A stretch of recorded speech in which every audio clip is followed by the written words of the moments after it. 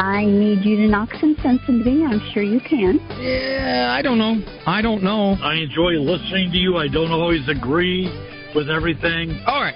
Enough of this persiflage. So, you want my question? I'm certainly not going to get myself in trouble by telling you what to do. That makes great sense. Gosh, that's good. Did I overwhelm you with words and wisdom? I've got 7 kids. I feel like I could call you every day. Wait, you're telling me I'm wrong? Disconnect. Yes, I am, Dr. Ray. You just need to tune in to Dr. Ray, honey. He's got all the answers. Am I right or am I right? Probably. Now, from the studios of Living Bread Radio Network in Canton, Ohio, the hometown of Mother Angelica, here's Dr. Ray. Full disclosure, don't want to start the show off with deception. I am not. Living Bread Studios in Canton, Ohio. I am stationed at the Cross here in Buffalo. What am I doing here? I'm here because tonight and tomorrow night we will be at WNED Studios. You Buffalo folks, you probably know all about that, where it is. Nice studio. We're going to be taping 4 shows of Living Right with Dr. Ray. And here's the thing. Up to this point, you've had to go to the Station of the Cross website, thestationofthecross.com, to sign up for any number of shows you want to come to. And the reason we have to do that is we got to get a sense of the audience, size of the audience, so we can plan. Because especially when we feed you between shows, which we're going to do, you know. So if you're a big homeschooling family with 122 kids, bring them. You probably get your money's worth with the pizza and everything else they feed you, with cookies and all that kind of stuff. They even let me have a piece. So you don't have to sign up. Just show up. The more the better. The bigger the audience, the better. And today, the 2 shows tonight, 5 and 7:15, I believe. Is it 5 and 7:15? Something like that. Father Larry Richards from Erie. He's only an hour away. So we got him coming in for the whole night. He's going to be here, and we're going to have some fun with Father Larry. Many of you have already entered questions, because we have a 3-question opening segment in the program. That's always a lot of fun. You already entered some questions, so that's great. And we'll get some questions from you while you're there. So this is exciting for me. We were in Buffalo probably 5-6 years ago, and you turned out one massive audience. And I was a little offended. I can say it now, because most of you thought it was another show. You thought it was Father Mitch and EWTN Live, and I corrected you. But by that time, you were already in the studio, and I said, no. We advertise it as EWTN Live with Father Mitch, but no, it's Living Right with Dr. Ray, and you felt too embarrassed to leave. Kind of like leaving Mass early, you know, don't do that. So if you'd like to, just go to thestationofthecross.com, sign up, or show up. Like we say with lifting weights and getting in shape, just show up. Now, back to the regular programming. Doctor is in, call-in show, questions you might have about yourself, about other people, about situations, circumstances in your life, or generic questions. Get a lot of those. Dr. Ray, how do you find a good therapist? Dr. Ray, what is hypnosis? How does it work? Dr. Ray, is there such a thing as dream analysis? Dr. Ray, the diagnosis was this. What does it mean? Dr. Ray, if I had more faith, would I be less depressed? All those questions. Those are generic, and I like those a lot. But the specifics are your own life, which is great. Now, this time of the year, a lot of people are bringing their kids to college. And it's tough, especially you moms. You're dropping your kid off at college, you know, you got little tears kind of welling up. And that happened with me and my wife. I remember when we took our son, our oldest son, to college, out of state, and it was hard. It was really, really hard. We dropped him off, and we left. And what made it hard is that he hadn't been accepted into that college. But, you know, okay, we didn't. He went to college around home. 877-573-7825. 877-57-EQUAL is the number to call to get onto the program. Anonymous, don't leave me. I will get to you after the monologue. 877-57-EQUAL. Very much entertaining your questions. Okay, what else? Lady from church asked my wife once. This is back when the kids were little. We had 10 10 kids under 12. And my wife is amazing. I mean, she raised those children as a single mother. And the amazing part of it was I was there most of the time. And somebody asked her, what would you do if your children refused their discipline? Told them to go to the corner, they wouldn't go. Told them to go to the room, they wouldn't go. Told them to put their toys away and they would be inaccessible, they wouldn't. What would you do?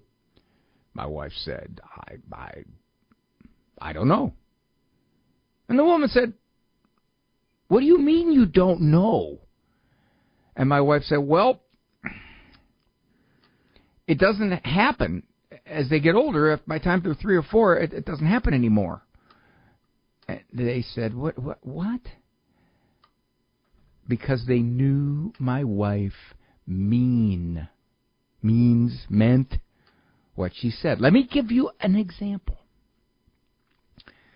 One morning, several of the children were bickering over cereal. They bring out the calipers, they bring out the micro scale. You got 7 more flakes than I did. That was yesterday. You had the most flakes yesterday. Now you have the most flakes today. And of course, one thing led to another. Somebody grabbed the box. Somebody tried to grab the box off the person who grabbed the box and all over the floor.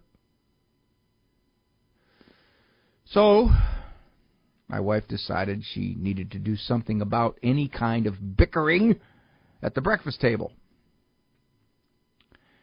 Next time she went grocery stopping? Yeah, that's kind of what it was with our family. With the kids in tow,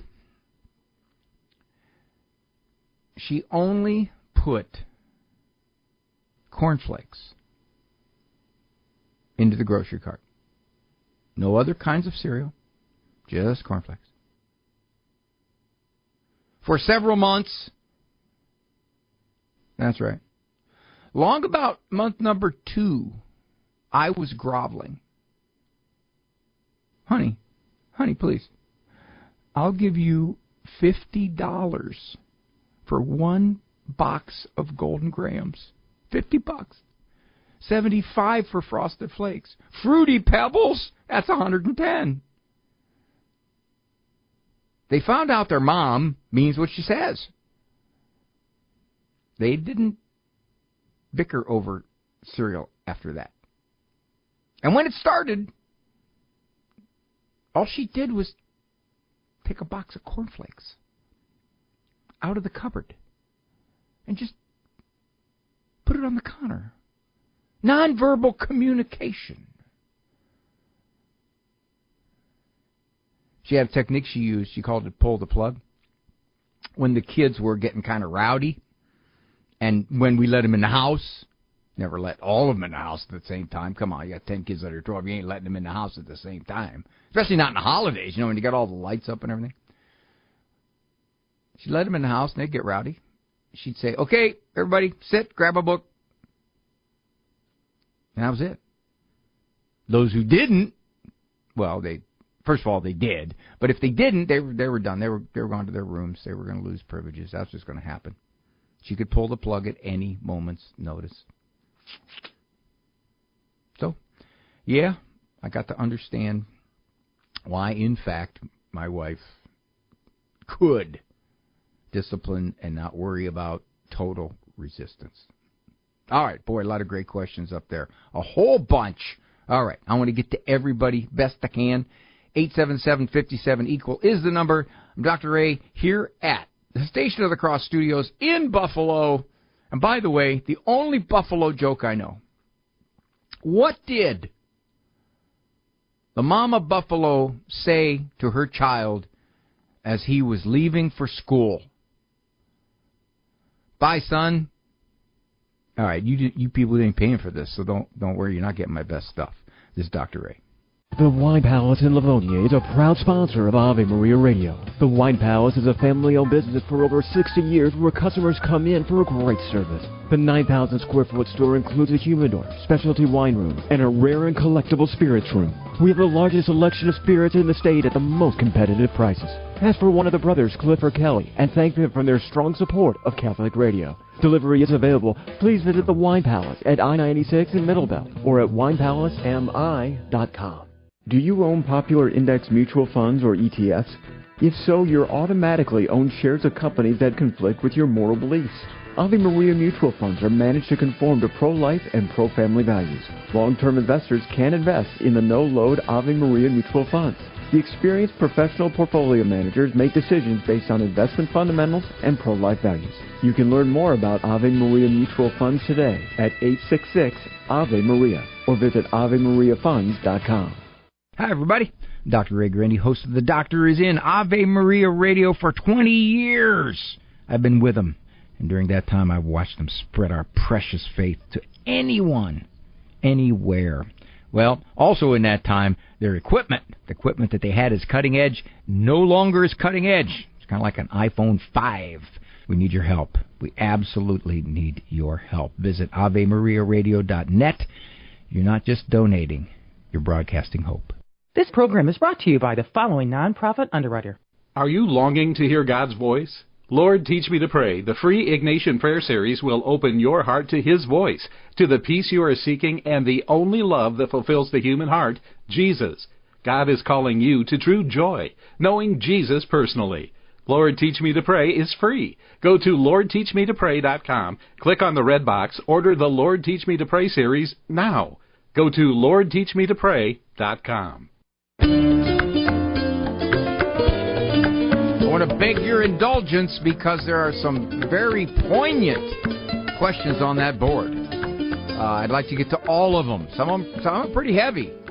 My gosh, so please don't leave me. Our first caller was an anonymous female who has just found out, oh my gosh, that her fiancé has been unfaithful. Howdy, ma'am. Thank you for calling. Hi, Dr. Ray. For clarification, it's not so much my fiance is unfaithful, but in the past relationship before he met me, he got very, very intimate with his ex, again, before he met me. And I struggle with this, and everyone keeps saying, like, this is crazy, like, that's in the past, like, he's with you now and you guys are loving each other, and, like, we have a very solid understanding of, like, what sex is, like, you know, in regards to marriage. But I find myself still extremely, I guess, grieved about it because, I don't know, I was very intentional with how I, approached intimacy in past relationships. But, no journey is the same, and I just don't know why I'm still grieving. I feel like I'm over the anger part. I'm definitely jealous, but I just don't know why I'm still grieving. Is it possible you're grieving because you thought your fiancé had a different view, and you wonder if, in fact, his view has changed genuinely? Yeah, could be. Have you asked him like about all this? Or like that he still has attachments. What? Have you asked him about all this? Yes. And he says it has changed, that he just didn't understand what exactly the line was when being intimate with other people. You would expect him to not be concerned about getting intimate if, in fact, he wasn't following a religious perspective. If that wasn't really part of his life, or if it was marginally part of his life, then you would expect, sadly, you would expect that he would follow where his urges took him, wouldn't you? I don't quite understand. Well, what I'm saying is a lot of it's going to come down to where is he in terms of, I'm assuming you're Catholic, where is he in terms of his Catholic faith, or is he even a Catholic? Oh, for sure. He was a convert, actually. I think we at RCIA, although great, some areas are strong and some areas are weak. I think that this was probably an area where it was weaker in regards to what is appropriate and what is crossing the line. And I just don't think that was properly taught to him. And, so wait, you're telling me, and I got to get to you here when I get right to the crux. You're telling me that this relationship he had was after he became Catholic? Yes. Huh. Well, I suppose you could say he didn't have the knowledge that this wouldn't be how the church would look at it. I suppose you could say that. Mm-hmm. Yeah. But I think the question for you is going to become, how confident and secure are you in the fact that his view of all this is completely different than it was then? That's what it's going to come down to. If you say, well, I don't know, I've asked him about it, and he doesn't seem to be as clear or intense in his answer as I would like, then if you say to yourself, look, this engagement's going to last longer because I gotta get to know him more. You could do that. I'm not telling you to do it. You can do that. And you can tell him that. You can say, I'm confused. This was after you became Catholic, so I don't understand what it was. Now, the sad thing here, this is really sad, I saw a recent survey. Do you know what percentage of people now enter marriage as virgins? Very low. 3. Oh, my gosh. Yeah, 3. It's hopeless, Dr. A. Well, and it's not hopeless. It really comes down to where is his mind and heart right now, as opposed to how long ago that was. If it's 8 years ago, okay. A year ago, well, that's a little different. When was it? If it was, it was like a year ago. Well, that's interesting. I mean, you got to decide. You got to decide if, in fact, you are secure in that he has had a major conversion of the heart regarding this. How can I investigate without bringing up undue guilt? Because I know that he does feel guilty, but I often wonder if it's because he truly knows the faith or that he knows that I'm just really hurt by it. Well, you got to find out. You got to explore it with him. You got to find out. You say, look, I'm confused. I'm really confused. I got to share with you. I'm shook, and I really got to hear and assess where you're at with this. That makes sense. Yeah. You're looking for a certainty. I don't think you have a certainty. And I'm not proclaiming anything upon your fiancé. I'm just simply saying that at this point, you'll make a decision one way or the other. You'll say, well, we're going to prolong our engagement because, in fact, I want to get to know who you are as a person more deeply. Or you're going to say, no, okay, I'm going to take you at your word. That was then. This is now. But that's really what you're facing. What's the pros and cons of the latter? That was then, this is now? Yeah. Well, the pros and cons are you're putting your faith in the fact that indeed he has completely altered his perspective on all that, and with him being with you, that is it. It is for life. It is one person, one intimacy. That's it. Yeah. That's really what you're trying to establish. Yeah, that I feel like I can find out, and whatever the answer is, I feel like I can make a decision. I think within myself, I'm struggling with letting it go. Well, I'll use this example. What advice have you for that? Well, yeah. I'll use this parallel. Who wrote much of the New Testament? I'm not sure. Was it Paul? Yes, St. Paul. Yeah. Do you know prior to that, he basically was involved in finding, persecuting, perhaps standing by as an accessory in killing Christians? Mm-hmm. Well, that's a pretty big turnabout. Yeah. So it does come down to, is that person that your fiancé, is he a different person morally than he was even just a year ago? That's really what the question comes down to. And if you say, well, I don't know, I can't get over it. Well, no, you can get over it because he didn't know you then, and I don't know where his mind and heart was then. And all of us can look back on things we did prior to taking our faith more seriously where we say, where in the heck was my mind? We all do that. Yeah. All righty, my dear. Thank you for the call. Bless you. Thank you, Dr. Ray. Oh, Laird, I can't believe this. All right, there's still people doing this, even in the face of following the science. Hello, Laird. Hey, Laird. Yo, Laird. Hello. Yes, sir. So your son, who essentially doesn't believe there's a God, he declares God doesn't exist. I always like that, because that puts them above God. I declare there is no God. So he says, right, unless you get vaccinated, even though, of course, the research has become pretty clear now, vaccination doesn't keep you from getting COVID, nor does it keep you from giving it. He says, you better be vaccinated or you ain't seeing your grandkid. Yeah, and it was for the whooping cough vaccination, because it's kind of going around a little bit in Alaska. And also, kind of to re-aim this a bit, my wife and I got the whooping cough when we were kids, because I'm like 57 now. And to add on to the anxiety of this, he did eventually say, you can come, but you have to wear masks and wash your hands and, no kissing the baby. And then the day after they got back home, they let our 2 homeschooled children come visit at home without masks.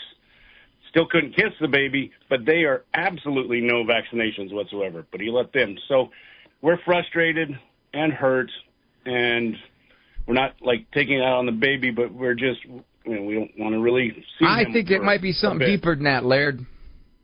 Yeah, probably. Because now I'm trying to follow you. He said that basically your homeschooled kids can go visit totally free. Yeah, his brothers and his sisters, okay. Yep. All right. I got to believe that, well, I don't have to believe, I'm speculating that because he's atheistic, he is absolutely hostile toward the way you look at life. Yep. Okay, your wife had to give you the answer to that one in the background? Well, I couldn't hear it. Yeah, he's very, especially toward me, he's a little hostile to me. I mean, we do have a relationship, but if I say the sky's blue, he's going to turn around and say, no, it's not. All right, so there's rump derangement syndrome. There's the issue. It's like, okay, I'll keep you from, I'll use this as my justification for not having you around. I would say, check with your doctor or get some information regarding whooping cough and regarding you having it and regarding your immune system toward it. And in fact, if you can go to him and say, here's the research. In fact, we can't give the baby this. Or you ask him, once the baby gets past 2 months or 3 months, when a lot of times they say, okay, come on, we got to be real careful those first couple, 3 months. Yeah. Will that change? Yeah. So Dr. Ray, he's now contacted those sisters and a couple of sisters out of state saying, we hate him. We don't want anything to do with this because this baby is from a different baby mama than the other grandkids we have with him. He doesn't like the fact the way you believe religiously or politically. Yeah, exactly. But essentially now he's upset because he's butthurt because we haven't gone to visit in the last week. The baby's a week old yesterday, and he feels that we're taking it out, that we don't want to see her now because we haven't gone to see her.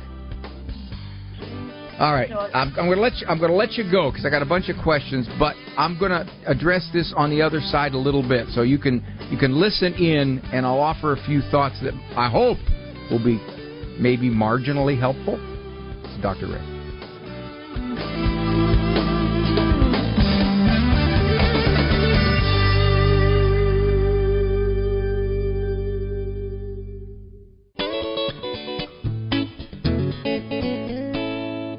All right, let me jump right to it. I told Laird and his wife I'm going to talk a little bit about the situation. It sounds like, again, I can't know this because I'm not there. But it sounds like there are huge chasms between their belief systems, religious-wise and politically. And, of course, the big stretch seems to be between mom and son. And, as sadly often happens, the grandchildren become the weapon, the club. It says, you can't come around here unless you meet these terms. So I would, as I said before, I'm going to reiterate, I would find out everything you can find out about the contagiousness of whooping cough at this point in your life, given what you've had as a child and if you had the vaccine. Okay, first thing. Secondly, they want you to come around wearing a mask. Well, already there's a lot of research that says the masks are dubious at the best in keeping things from being spread, unless you get some kind of phenomenal hospital mask designed for all that. But your basic cloth masks, cut that. So I guess what I would say to them is, and now, okay, the third thing, this was the one. They said, well, apparently you don't care enough about your grandkid because you won't do these things. And Mom said, we hadn't been there for a week. Well, that's not very long, but he's turning it around and is saying it's your fault. So you got a choice. You say to him, what do you want us to do to see our grandchild? Wear a mask. You got to decide. If you say, nope, not wearing a mask, that's silly, it's ridiculous, I don't think that's the real issue, not doing it. Okay, well then you won't see your grandchild until he softens or changes. First thing. If you say, okay, it's important for us to be part of your life, we'll wear the mask. Now, as ridiculous as that might seem to you, it may be that he'll soften over time and say, okay, you don't have to wear a mask. You could even ask him, so I got a question. Why do we have to wear a mask but the other relatives don't? Now, don't try to corner him. That'll make him real mad. Just say, I'm confused. Just want to know. Anonymous call from Arkansas. Oh, boy. This is, I've had this in therapy many times. I had a guy come in to my office whose 7-year-old son died on a four-wheeler accident. He was thrown over the steering mechanism and passed away. And he basically said in so many words, I don't know about this God thing. Hi, Anonymous. How are you? Hello, Dr. Ray. So are you angry at God for your grandson born with this disease? Well, I guess I'm more disappointed. I'm referring to my son. My grandson was born with a terminal disease that they project he won't live to be one. It was a genetic disorder.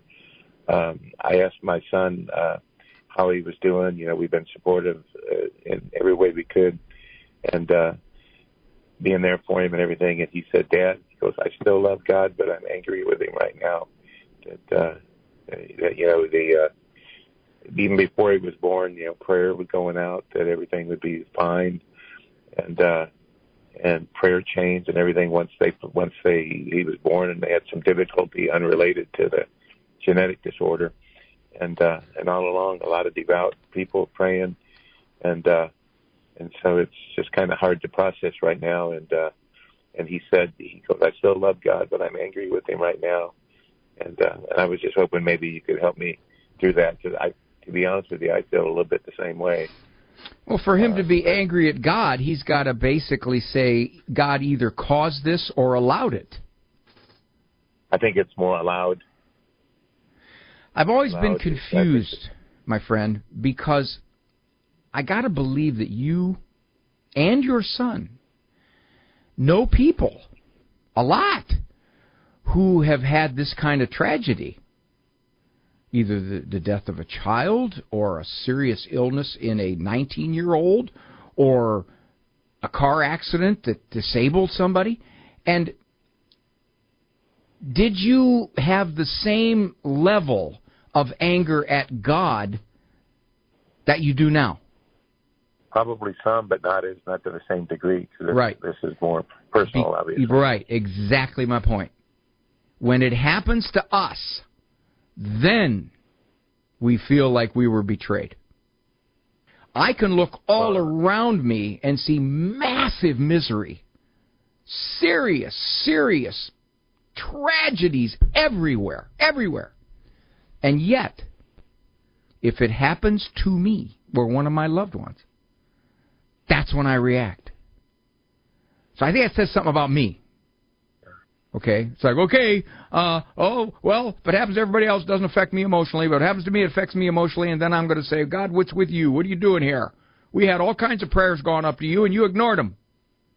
That's really the philosophy going on. I would say this. I've heard a lot of people debate this whole angry at God thing. And a lot of folks, even very smart priests and theologians, will say, yeah, that's a human reaction. Myself, personally, I'm real nervous about getting angry at God. Because that says this, my friend, and maybe you can bring this to your son. It says, I know more than God does about this.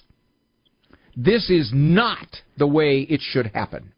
God, who do you think you are? God? Who died and made you God? That's basically what we're telling God.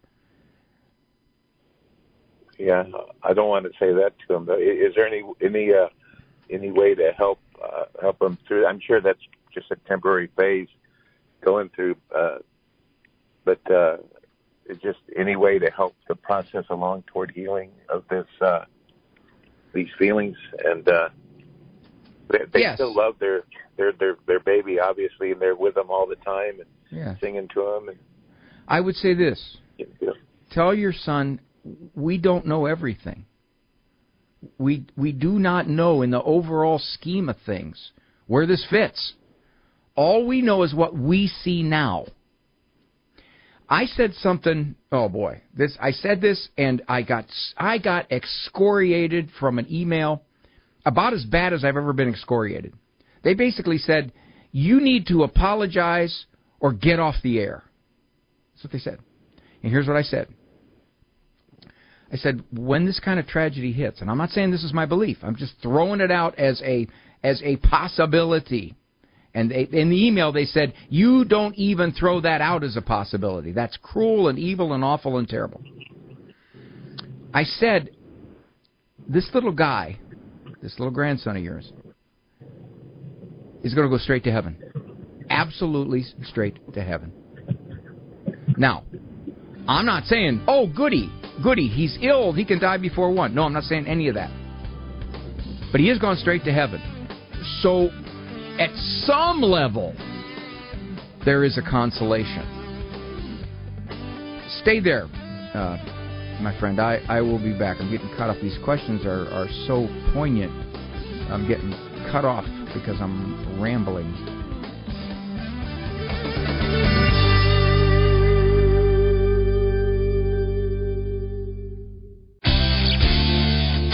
Dr. Ray here in Buffalo at the Station of the Cross, because tonight we're doing the TV show here in Buffalo. I'll give you a few more details on that shortly. I'm talking to an anonymous grandpa from Arkansas. He's asking the question of the ages, and many scripture scholars think that Job was one of the first books of the Bible which reflects people's struggling with the question of suffering. And all good God allows suffering, so therefore maybe he's not all-powerful. If you're all-powerful, then why doesn't he stop suffering?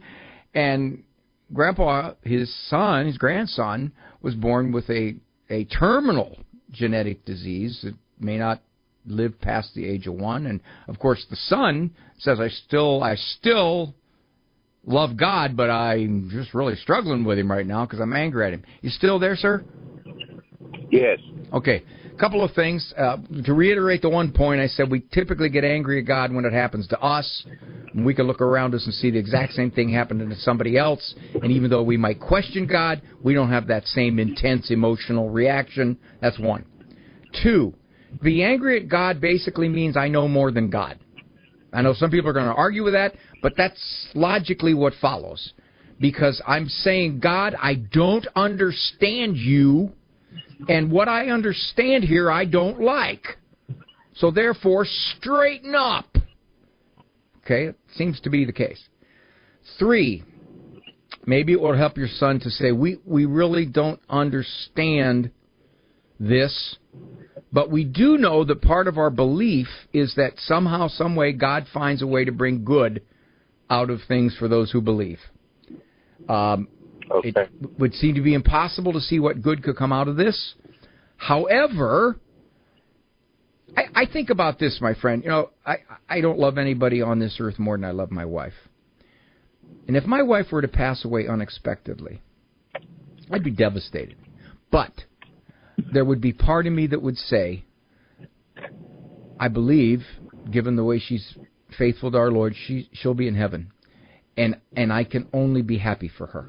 I got to be happy for her. I can't look at me and go, oh, man, how could this happen to me? Because if I truly, truly, truly loved her, I'd want her to be there. I don't want her to go yet, but if it would happen, I'd want her to be there, and I would cling to that. And maybe your son will cling to the fact that he has a little baby boy in heaven, and someday he may be united with him. Yeah. Amen. My brother died when he was 5 months old. And I watched my parents. I watched them struggle. I was 14 at the time, so I was into girls and all kinds of stuff. So, yeah, it bothered me a lot, but I didn't really understand it until I had my own kids, and then it hit me. It's like, oh, man, what if one of my own kids would have passed away at that age? So, yeah, I saw Mom and Pop deal with that. And they moved forward. They moved on. Because if at the base you love God, then that love's going to take over eventually. And the emotional devastation is going to hopefully ease. Yeah, although I think it will. It's just a hard time right now. Sure. I've had clients do this. Their attitude has been, I played by God's rules, and this is what he does to me. I've had them do that. I had one fella, okay, I can share with you this personal thing. I'm going on a little long here. When we adopted my 4-year-old son, foster dad, his 19-year-old son woke up one morning and by noon, I think, was dead. And he was very angry at God, and the way he dealt with it was there is no God. There can't be a God if he would allow this to happen to my son. Mm. And at that point, I don't know, he's since passed away, but I don't know exactly where he eventually landed in that. But it was interesting. I've seen it a lot. Thank you, my friend. Thank you so much for the call. Thank you, Dr. Ray. Alrighty. John from St. Louis Mo, Covenant Network. Hi, John. Yes, hi. Oh, you know what? I just noticed the clock here, John. Forgive me. Stay there. I'm gonna have to take a break, or else Andrew will in my ear. He will not. He says he will not, but I know he will. I'll be right back. Okay. Oh, wait a minute. I got 1:48 on this. What time you got? Oh, see. Okay, never mind. I'm here at the computer in Buffalo, and there's no main clock overhead. Oh, okay. I got it. Let's go to John from St. Louis. I got time. Hey, John. Okay. Hi. So my question is, I see my grandkids being spoiled, and I do my best to properly or appropriately try to resist that process, but I wonder what are the consequences when children who are spoiled grow up and their little spoiled world of their parents doesn't exist anymore. They have to deal with the real world. What happens to these kids? What are their challenges from being spoiled early in life? Well, it depends on the kid. Depends how long they were spoiled. It depends upon whether they had a conversion. It depends upon multiple factors. However, I think you could say this. Being prolonged spoiled, which, by the way, you're talking to a guy who believes that in America right now pretty much we're growing up spoiled because we are creature comfort beyond anything the world has ever known and materially well off beyond anything the world has ever known. So there's a certain natural spoiled component to it, me included, for heaven's sakes. Everywhere I go, there's air conditioning. I don't have to deal with the heat anymore. So given that, I think it's safe to say it raises the odds that, one, they're going to get crushed by the reality of the world, and they will either skitter off in really self-defeating directions, or two, the world will teach them. And some people grow up and learn at the hands of the world. So I think it's safe to say that if you're going to spoil a kid, even beyond what we are all spoiled living in America, because I think there's a residual spoiledness living in America, go beyond that. What I can tell you is that I see many small business people saying we can't get help. They don't want to work. They're unreliable. They demand.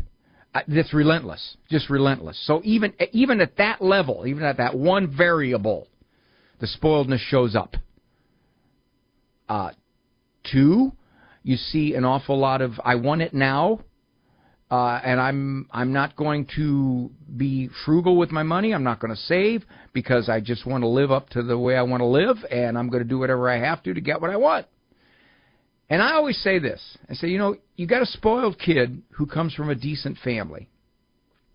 He may not get in trouble with the law as he gets older, may not get into drugs, but I always say, I don't know if I'd want to be married to that child. So you're right, John. I wouldn't worry about it at this point because there's nothing you can do about it. But if you're just asking for a generic question, absolutely. Yeah. Yeah. I always tell this to parents. I say, you want to mess your kid up? Spoil him because he's going to crash up against the world. And the world is either going to crush him emotionally or somehow, some way, he'll navigate his way to maturity. And it's hard to predict which kids do it. Yeah. Thank you, John. I've got one question too. Could you tell me if it's wrong for a husband to purposely do things to cause his wife to miss him? Yes, I think it is. Well, I think the dial's on her rifle scope, and I keep spinning her around, and so far she hasn't hit me yet. But... All right, well, you might want to take that scope off of there, Scope lens, it's too long a distance if you got a scope. All right, okay, John. well... Take good care. I didn't see that one coming. This is Dr. A. Underwritten in part by the following nonprofit. Are you paying high prices with a traditional health insurance company that pays for things that violate your conscience? There's an alternative available. Solidarity HealthShare is a community of faithful individuals and families that never share into immoral medical services, all while saving you money with prices starting as low as $85 per month for singles and $512 for families. Never fund another abortion with your healthcare dollars. Call 844-313-4999 to learn more. This program brought to you in part by Ave Maria, Florida, a big kind of small town where golf carts take you everywhere and there's always something fun around the corner. Discover championship golf, resort-style amenities, and a town center full of shopping and dining. With Ave Maria University and Ave Maria Catholic Church at its heart, it's a community full of connection and charm. More than 25 model homes are available for viewing. More information can be found at AveMaria.com. That's AveMaria.com. Hi, everybody. Dr. Ray Guarendi, host of The Doctor Is In. Ave Maria Radio has been putting out fabulous Catholic teaching, but the equipment we've got is aged. Like me, needs a lot of help. Some of the stuff is just hard to replace anymore. If you go to AveMariaRadio.net, please, for a donation for the equipment to reach much farther. You're not just donating, you're broadcasting hope. I don't think we've replaced our siding since we moved in 20 years ago. But I'm sure it's still fine, right?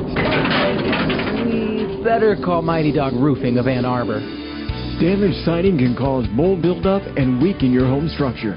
Protect your family by calling local Catholics Dan and Mary Flanagan at Mighty Dog Roofing for a free inspection of your siding, roof, or windows. Mighty Dog Roofing, 734-224-4916. That's 734-224-4916.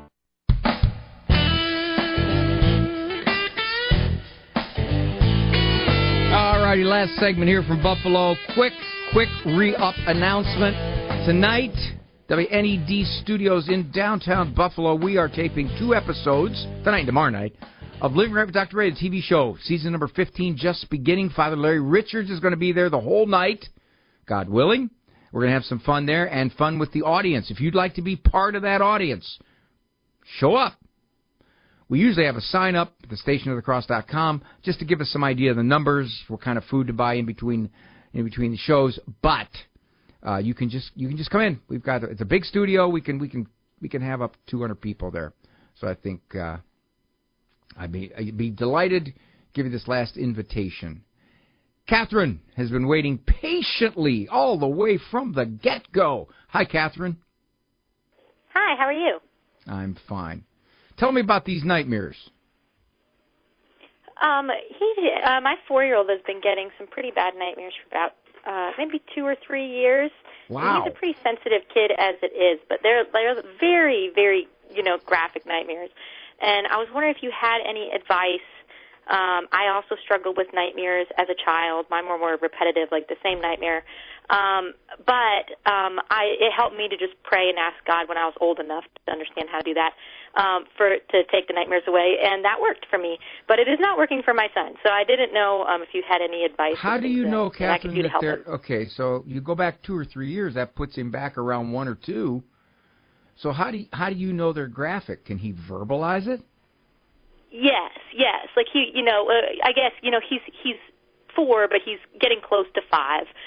So probably when he was about 2.5, he started having nightmares, and he would tell me about them. Like, you caught on fire in my dream, and like the house burned down, and we probably told him about fire safety, like the house. If the house catches on fire, this is what we're going to do, and then it turned into nightmares for him about that possibly happening. Every night? So that's. Go ahead. Does he have nightmares every night? Yeah, pretty much every night. Yeah. Wow. He's only ever had one good dream that I can remember him telling me, and that was last week. Huh. You go in there and you calm him down, right? Well, my husband actually is with the 2 kids, so he sleeps with the 2 kids because we have a 2-year-old also who will wake up in the middle of the night and scream at the top of the stairs. So he just goes and puts him to bed and usually falls asleep up there. So he has an adult in the room with him. I don't know if he usually doesn't wake up. Like, he sleeps like a rock and usually sleeps till 9 and 10 in the morning, and I homeschool, so that's all right. But so anyway, he usually has somebody in there to calm him down if he would wake up, but he usually just tells me in the morning. Oh. Okay, well, that's good. Because I was going to say, you're only going to remember a dream if you wake up during it or shortly thereafter it. That's kind of the way it is. Dreams don't linger. I would wonder if your husband being in there has any role. Again, I don't know. I'd have to ask a lot of questions. Has any role because he's almost 5 years old and he's still got Daddy sleeping in the same room with him. And I would wonder if Daddy would want to sleep in the same room with Mom, but that's another side issue here. Yeah, more for our 2-year-old than him, yeah. All right, it's another side issue. Is that the 2-year-old or the baby? That's the baby. We got another one. Oh, sweet. All right. So you tell people you have 3 kids, 1 of each. All right, so I'm going to get cut off here quickly. I would ask him briefly if he says, here's what I dreamt about. Oh, okay, son, well, that's just your mind. That isn't going to hurt you at all. Nightmares can never, ever hurt you. And I just tell him that, and I wouldn't dwell on it. I wouldn't explore it. I wouldn't sit there, because you run into a problem, which is, hey, I can get Mom's attention by doing this. And I'm not saying that's his sole motive. I'm saying it can be a sustaining motive. Okay. So I'd be careful about that. I'd say, well, son, that happens. You're okay. That's only your mind. It's all imagined. But I get really scared, Mom. I get really scared. Okay, here's... Boy, this is where this is the shrink in me getting confused. If he doesn't wake up, if your husband says, no, he didn't wake up at all last night, and then he comes in the morning and tells you, I had a nightmare last night, and here's what it was. This monster was chasing me, and he had a snake head, and he had this snake head, and he was going to catch me, and he was going to wrap around my legs. I would be suspicious. Okay, so you think that he's probably not having them. My thought was that he's probably having them like right before he wakes up in the morning, and that's why he can remember them. Maybe. But yeah, because he's usually not, like, he usually tells me them with a pretty blank, you know. He usually just tells me them plainly, like, this is what happened in my dream. Well, I might it's go. Not very dramatized. All right, good. Then I would just go cool. Okay. So you wouldn't. So I shouldn't, think that it could possibly. I've explored the possibility. I knew it. It could be Satan giving you these dreams. Catherine, I knew you were going to do this if we talk long enough. I knew you were going to say, Dr. Ray, what do they psychologically mean? Is there something psychically that's unraveling in my little guy? I knew you were going to do that, Catherine. Highly unlikely, my dear. Probably a combination of, I got these things going on, or I'm going to feather him up a little bit and get Mom's attention. So call me back. This is a good one. And Emily, you call back first because you'll be up tomorrow. This is Dr. Ray. Hope to see you tonight. WNED, the taping of Living Right with Dr. Ray TV. Walk with God. All the way over there. For information on Dr. Ray's presentations, books, and CDs, visit drray.com and follow him on Facebook and Instagram. The Doctor Is In is a co-production of Ave Maria Radio and EWTN Radio and carried across the EWTN Global Catholic Radio Network.